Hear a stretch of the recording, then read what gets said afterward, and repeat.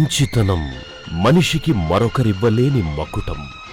సామర్థ్యం మనిషికి కృషితో వచ్చే మంచి గంధం. ఈ మాటలు అక్కినేని జీవితానుభవ దర్శనాలు. బతుకు జీవితాన్ని సాధించు అన్నదే ఆయన తత్వం. తను నమ్మిన నీతిని ఆచరించడం, నిజాయితీగా ముందుకు సాగడం ఆయన జీవన వేదం. అచ్చమైన ఋషిలా ఈ జీవన వేదాన్ని పాటించడం వల్లే నటన అనే కళను నమ్ముకుని సినీ రంగాన శిఖరాయమానంగా ఎదిగారు.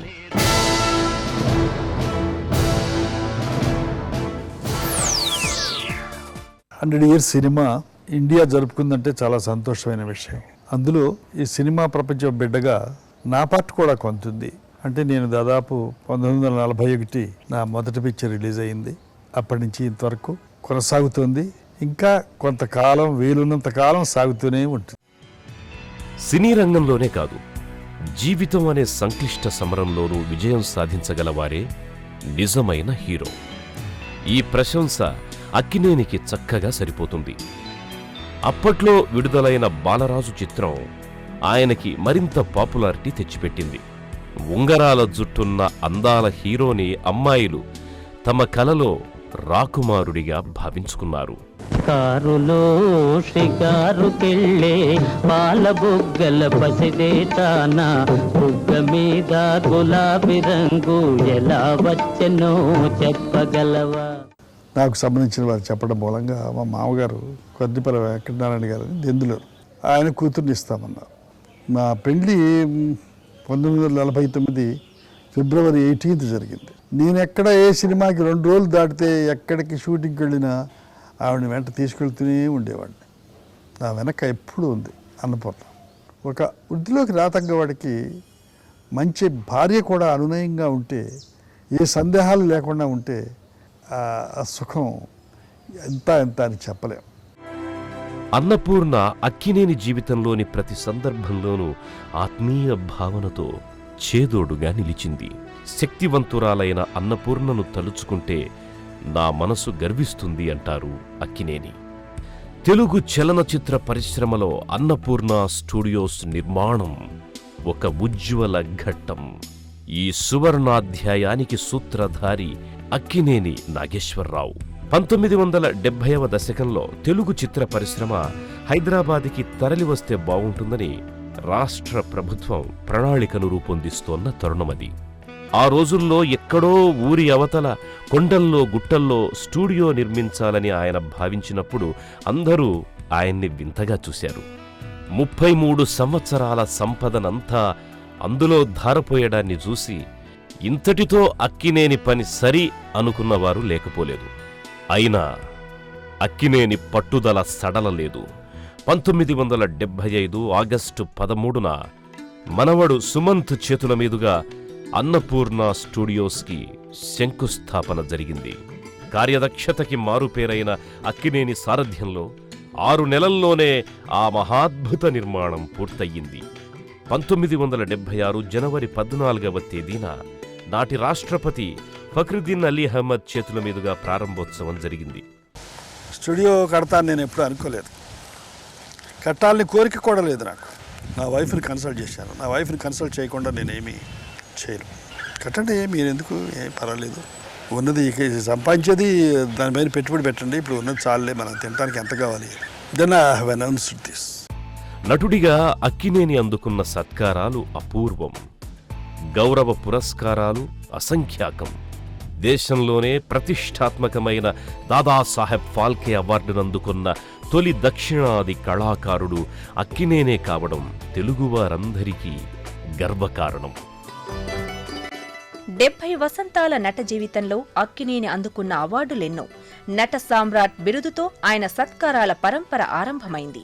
1968వ సంవత్సరంలో పద్మశ్రీ, 1988లో పద్మభూషణ్, 1989వ సంవత్సరంలో రఘుపతి వెంకయ్య అవార్డులు వరించాయి. 1991లో ప్రతిష్టాత్మక దాదాసాహెబ్ ఫాల్కే అవార్డు అక్కినేని నట కౌశల యశస్సును దశదిశలా చాటింది. 1994లో బంగారు కుటుంబం చిత్రంలో ఆయన నటనకు రాష్ట్ర ప్రభుత్వ నంది అవార్డు లభించింది. 1995లో తమిళనాడు ప్రభుత్వం అన్నా అవార్డ్, 1996లో రాష్ట్ర ప్రభుత్వం ఇచ్చే ప్రతిష్టాత్మక ఎన్టీఆర్ నేషనల్ ఫిల్మ్ అవార్డులు ఆయన్ను వరించాయి. చిత్రరంగంలో అక్కినేని నిర్విరామ కృషికి 2000వ సంవత్సరంలో లైఫ్ టైమ్ అచీవ్మెంట్ అవార్డు లభించింది. 2011వ సంవత్సరంలో భారత ప్రభుత్వం ఆయన్ను పద్మవిభూషణ్ అవార్డిచ్చి గౌరవించింది. మీకు కూడా టపాకాలంటే భయమా? నాకా కాకర పువ్వులంటే భయం. ఏమండి, మీకు స్వీట్ అంటే ఇష్టమా, హాట్ అంటే ఇష్టమా? నేను హాటు, నాకు కావాల్సింది స్వీట్. మీరు నిజమైన నా ఆస్తిని చూడబోతున్నారు. ఈ మెడల్స్ అన్ని నా నాటకాల్లో ఆడవేషాలు వేసే రోజుల్లోవి. అప్పుడు అణన్నర బేడ పావలా ఉండేవి ఈ మెడల్స్ అన్ని. అప్పుడు ఈ కప్పు ఇచ్చేవారు. ఇదే గొప్పగా ఉండేది మాకు. అప్పుడు నా వయసు ఇది, దర్భపతి రోజుల వయసు అన్నమాట. ఇక్కడ ఉన్నది మా అమ్మ, నా వైఫ్ అన్నపూర్ణ, నేను, నా ఆడవేషం ధోరణి. దాని తర్వాత కొంచెం ఎదిగిన తర్వాత ఇది. దాని తర్వాత పెద్ద కప్పులు ఇవ్వడం మొదలుపెట్టారు. దాని తర్వాత షీల్డ్స్ ఇవ్వడం మొదలుపెట్టారు. దాని తర్వాత అనేక రకాల ప్రజెంటేషన్స్ ఇవ్వడం మొదలుపెట్టారు. నేను ఎన్ని కోట్లు సంపాదించాను కాదు ఇక్కడ కావాల్సింది, ఎంత ప్రజల అభిమానం సంపాదించాను, ఎన్ని పిక్చర్ల విజయాలు సాధించాను, ఆ విజయాలు సాధించడానికి కారణం ఎవరు నన్ను రికగ్నైజ్ చేస్తూ ఇవన్నీ ఇచ్చారు అనేది ముఖ్యం ఇక్కడ. Always I think this is my wealth. ఎంతోమంది ప్రేమాభిమానాలకు చిహ్నంగా ఉన్న ఇవి ప్రమోషన్స్.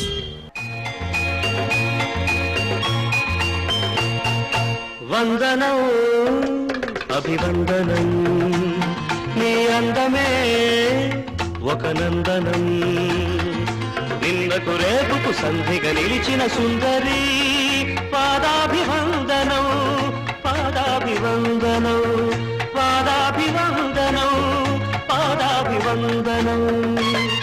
వస్తానని నేను వస్తానని, వస్తానని నేను వస్తానని, తలపుల తలుపుకు తనువిచ్చి వలపుల గడపకు నడుమిచ్చి, తలపుల తలుపుకు తనువిచ్చి వలపుల గడపకు నడుమిచ్చి, ఎదురు చూసిన సారిక అభిసారిక. కళా వ్యాపారాల మేలు కలయికగా భాసిల్లాల్సిన చిత్రసీమ రాను రాను ఉత్త వ్యాపార మాధ్యమంగా మారిపోవడంపై అక్కినేని తీవ్రంగానే స్పందించారు. చిత్ర జగత్తులో సువర్ణయుగంగా భావించే అలనాటి జ్ఞాపకాలని గుర్తు చేసుకుంటూ, ఆ రోజుల్లో ప్రతి నిర్మాత, ప్రతి దర్శకుడు గొప్ప కళాత్మక విలువలు, సామాజిక ప్రయోజనం ఉన్న సినిమాలు తీసి అందరి మెప్పు పొందాలని తప్పించేవారంటారాయన. ఈనాటి తరానికొస్తే కేవలం ప్రేక్షకుల తృప్తి కోసమే సినిమాలు తీస్తున్నారు. మంచి కథ కోసం ఎవరూ తాపత్రయపడ్డం లేదు. ఆ రోజుల్లో ఇంటర్నల్ డెకరేషన్ ఉంటే ఇప్పుడు ఎక్స్టర్నల్ డెకరేషన్కి ప్రాధాన్యం పెరిగిందని ఆయన చిత్రసీమ పరిణామాన్ని చెప్పుకొస్తారు. టెక్నికల్గా అప్పటికి ఇప్పటికీ చాలా తేడాలు ఉన్నాయి. ఒక కెమెరా విషయంలో కానీ, ఒక సౌండ్ విషయంలో కానీ అనేక మార్పులు వచ్చాయి. లేటెస్ట్గా అయితే గ్రాఫిక్స్ వచ్చాయి. You can do wonders. ఈ గ్రాఫిక్స్తో ఎంతో రావచ్చు. అయితే కథాపరంగా మనం వెనక్కి తగ్గుతున్నామేమో అని అనిపిస్తుంది. మేమందరం మంచి కథల ద్వారా, మంచి పాత్రల ద్వారా ఇంతకాలం సాగిస్తూ వస్తున్నాం.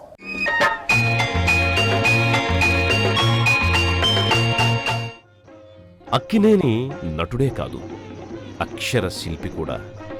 తన మదిలో చెలరేగే భావ పరంపరలను జీవితాన్వేషణలో తటిల్లతల వలె మెరిసే సత్యావిష్కరణలను కవితల్లాగా మలచడంలో ఆయన దిట్ట. ఉద్రిక్త భరితమైన జీవితానుభవాల సారాంశాన్ని అక్షరబద్ధం చేసిన సంపుటమే ఆ ఆలు అంటే అక్కినేని ఆలోచనలు. ఈ పుస్తకంలోని ప్రతి ఒక్క కవిత సమాజ హితాన్ని కోరే బావుటాగా, ఆయనలోని తత్వచింతనకు నిలువుటద్దంగా నిలుస్తాయి. వాళ్ళని రాస్తాను. అందులోనే ఈ కొన్ని ఆవేశం, ఆలోచన, అవగాహన, అభిరుచి ఉన్న వ్యక్తికి. అలాగే ఈ బ్రతుకుని బావుకునేది లేదని చావబోకు, ఇలా ఇవన్నీ ఇటువంటివి చాలా ఉన్నాయి కదా. అదృష్టవశాత్తు ఈ ఫిల్మ్ ఇండస్ట్రీలో దాదాపు 40-50 మంది రైటర్సు వాళ్ళలో ఉన్న సామర్థ్యాన్నంతా ఏర్చి కూర్చి ఒక చోట పెట్టి పాటల్లోనూ మాటల్లోనూ పొందుపరిచి అది నా చేత పలికించారు. అది నా అదృష్టం. అంచేత కొంత భాష నాకు తెలియకుండానే నాలో ఆ సువాసన ఏర్పడటానికి అవకాశం ఉంది. అందుచేతే వాళ్ళు నాకు తోచినప్పుడల్లా, ఆవేశం వచ్చినప్పుడల్లా నేను అప్పుడప్పుడు రాస్తూ వచ్చాను. నేను నా జీవితం పేరిట ఆయన రాసిన ఆత్మకథ, నా అమెరికా యాత్ర శీర్షికతో రాసిన మరో పుస్తకం అక్కినేని జీవితంలోని ముఖ్య ఘట్టాలను ఆవిష్కరిస్తాయి. వ్యక్తిగా అక్కినేనిది ప్రేమైక పదం. అందరినీ కలుసుకోవడం, చిరునవ్వుతో కష్టాలని అధిగమించడం, ఎదుటివారి సమస్యలకి స్పందించడం, తనకి చేతనైనంతగా సేవలందించడం, కళాకారుడిగానే చివరి వరకు జీవించడం, ఇవే ఆయన సహజ సంపదలు. వితరణశీలిగా ఆయన ఏనాడూ తన బాధ్యతలను విస్మరించలేదు. ప్రకృతి విపత్తులు సంభవించినప్పుడు బాధితులకు సహాయం అందించిన సందర్భాలు ఎన్నో. తన రజతోత్సవం కోసం సన్మాన సంఘం వారు సమకూర్చిన సొమ్మును సైతం ప్రజాహిత కార్యక్రమానికే వెచ్చించేలా కృషి చేసిన కళామతల్లి ముద్దుబిడ్డడాయన. అనేక విశ్వవిద్యాలయాలకు, విద్యా సంస్థలకు గుప్తదానాలెన్నింటినో చేశారు. గుడివాడలోనే ఏఎన్ఆర్ కళాశాలకు భూరి విరాళమిచ్చారు. చదువు కోసం తాపత్రయపడే ఎందరో నిరుపేద విద్యార్థులకు అండగా నిలిచారు. గుడివాడ కాలేజీ ఉన్న పేరుతో నన్ను ఆశీర్వదించి పంపించిన పెద్దలందరూ చేరి, రే నువ్వు ఇందులోకి వచ్చావు కదా, 1 సంవత్సరం నీ శాలరీ సాక్రిఫైస్ చేయరా అని నన్ను అడిగారు. మీ ఆశీర్వాద బలం ఉంటే చాలు, నేను ఇంకా సంపాదించుకుంటానండి, ₹1,00,000 ఏముంది అని చెప్పి నేను అప్పుడే ఇచ్చాను. I'm happy. ఏ చదువు అయితే నేను చదువుకోలేకపోయాను దుఃఖపడ్డాను, ఏ చదువు అయితే లేదని ఎప్పుడో కొలంబో వెళ్ళినప్పుడు నన్ను ఇంగ్లీష్లో మాట్లాడమన్నప్పుడు మాట్లాడలేక బాత్రూమ్కి వెళ్ళి చేర్చాను. ఆ కారణంగా ఇలా నాలో ఉన్న ఇన్ఫీరియారిటీ కాంప్లెక్స్ని బయటికి తోసి నేను నా పేరుతో కొంతమంది చదువుకుంటున్నారని ఆనందపడుతున్నాను. I had some gratitude from my village. ఎక్కడైతే చెప్పులు లేకుండా నడిచామో, ఎక్కడైతే ముళ్ళల్లోనూ బురదలోనూ కాలువల్లోనూ ఈదేమో, చెరువుల్లో స్నానాలు చేసామో, ఆ ఊరికి కూడా కొంత చేయడం ధర్మం అని నాకు తెలుసు. నేను కొంత డబ్బిచ్చి, మరి మా ఊరు వాళ్ళు ఎక్కడో అమెరికాలో అక్కడెక్కడ ఉంటే వాళ్ళ దగ్గర నుంచి కొంత డబ్బు తెప్పించి ఇవన్నీ చేశాను. అన్యోన్య దాంపత్యానికి నిదర్శనంగా నిలిచిన అక్కినేని అన్నపూర్ణ దంపతులకు 5గురు సంతానం. సత్యవతి, వెంకట్, నాగసుశీల, సరోజ, నాగార్జున.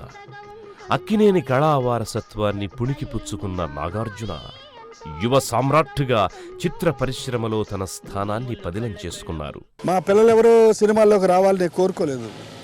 అయితే వాళ్ళ చదువులు ముఖ్యమని నేను ఎప్పుడు ఆశిస్తూ వచ్చాను. మరి అక్కడ MBA చదివాడు స్టేట్స్లో. వచ్చిన తర్వాత నా బాధ్యత కొంత తీసుకోవాల్సిన అవసరం వచ్చింది. నాగార్జున కూడా MS చేసి ఏదైనా ఇండస్ట్రీ పెడతాడేమో అని అనుకున్నాను. నేను ఇండస్ట్రీ పెడతాడేమో అనుకుంటే అతనేమో నేను సినిమాల్లో యాక్ట్ చేస్తాను. ఓనమాలు నేర్పాలని అనుకున్నా కన్నా అందనంత ఎదిగిన నిన్ను చూస్తున్నా నాన్న. కలిసొచ్చిన కాలానికి నడిచొచ్చిన కొడుకుకి, కలిసొచ్చిన కాలానికి నడిచొచ్చిన కొడుకుకి స్వాగతం చెబుతున్నా. నేనే పసివాణ్ణై నీ నీడ చేరుకున్నా. జీవితాన ప్రతి పాఠం చేరే అనుకున్నా. తీయనైన మమతల రుచి నేడే చూస్తున్నా. అనుబంధపు తీరానికి నడిపించిన గురువని,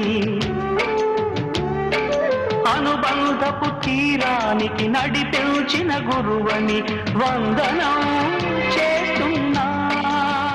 దగ్గర నాకు కుర్రాడు ఉంటే బాగుంటుందని నేను సుమంతుడిని తీసుకున్నాను. వాడు కూడా హీరో అవుతాడని నేను అనుకోలేదు. అందుకని దాదాపు కుటుంబం అనుకోకుండా సినిమాలకు అంకితం అయిపోతాం.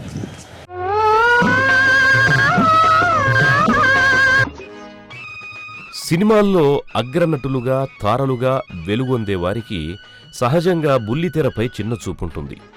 కానీ అక్కినేని ఆ తరహా వ్యక్తి కాదు. అక్కడైనా ఇక్కడైనా నటకౌశలమే గీటురాయి అన్నది ఆయన నమ్మకం. మనిషి సాధించిన సాంకేతిక విప్లవాల వాహినిలో టెలివిజన్ కూడా ఒక తరంగమన్నది ఆయన అభిమతం. అందుకే ఆయన అగ్రనటుడిగా వెండితెరపై రాణించిన టీవీ సీరియల్స్లోనూ నటించడానికి వెనుకాడలేదు. మట్టి మనిషి, ఒకే ఒక్కడు వంటి కుటుంబభరిత కథలతో కూడిన టీవీ సీరియల్స్లో ఆయన ప్రదర్శించిన నటనకు ప్రేక్షకులు జేజేలు పలికారు. కుటుంబ సభ్యులతో సరదాగా గడపడానికి ఇష్టపడే అక్కినేని వారు తీరిక సమయంలో సాంస్కృతిక, విద్యా సంబంధిత కార్యక్రమాల్లో తరచుగా పాలుపంచుకుంటారు.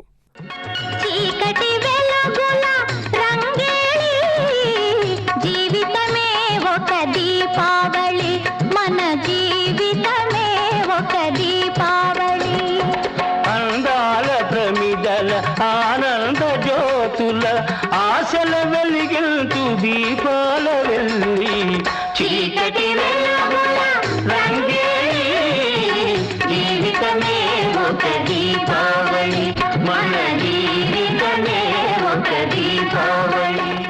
తను ఎంతో ఇష్టంగా పెంచుకున్న తోటలో ప్రశాంతంగా గడపడమంటే అక్కినేనికి ఎంతో ఇష్టం.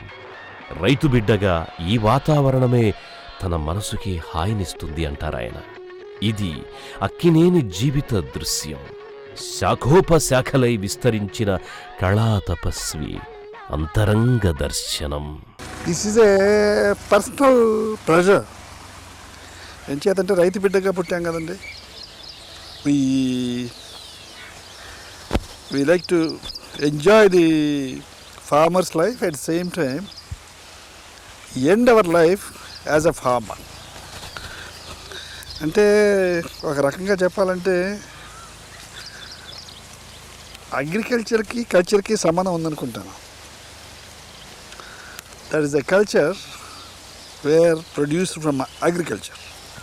మనం ఫెర్టిలైజర్స్ వేసి మనమే పెంచుకున్న కూరల్ని మనమే కోసుకోవడంలో ఉన్న మజా అది అనుభవించే వాళ్ళకే తెలుస్తుంది, అందరికీ తెలియదు. మనం చేసేది చిన్న పని అయినా అందులో ఆనందం. అసలు మనిషి ఆనందం కోసమే కదండి ట్రై చేసేది. జీవితంలో అందరి ప్రయత్నం ఆనందం కోసమే కదా. That's what I'm doing.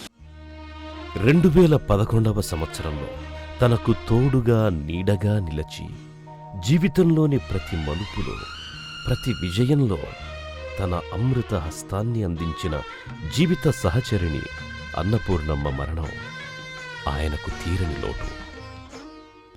88 ఏళ్ల వయసులో బాలకృష్ణ హీరోగా, బాపు దర్శకత్వంలో వచ్చిన శ్రీరామరాజ్యం చిత్రంలో ఏఎన్నార్ వాల్మీకిగా నటించి ప్రేక్షకులను మెప్పించారు.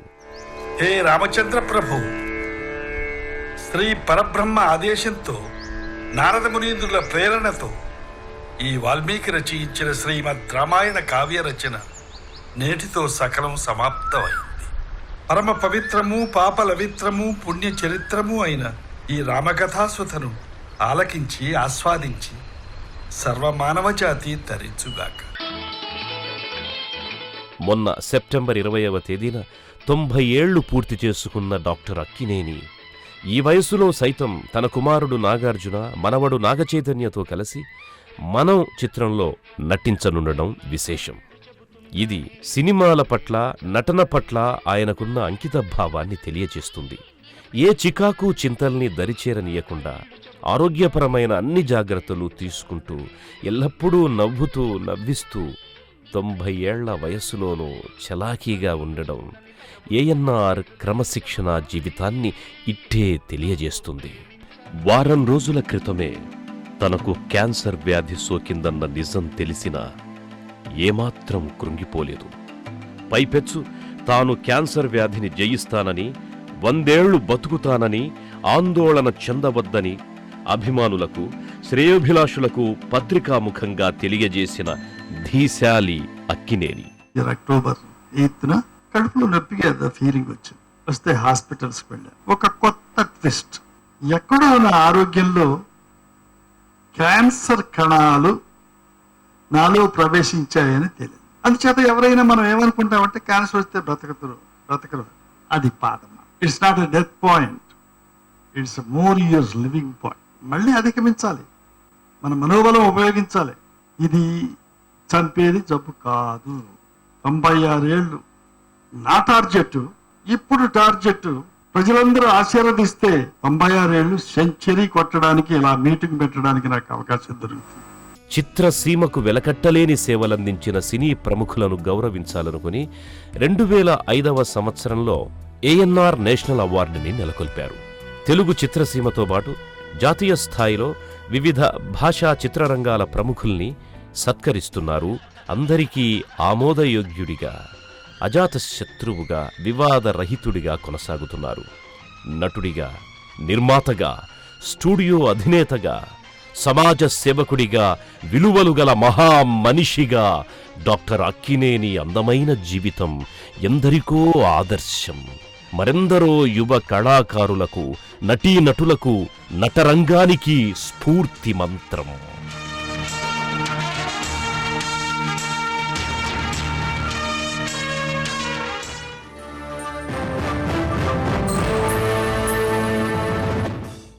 నేను పుట్టాను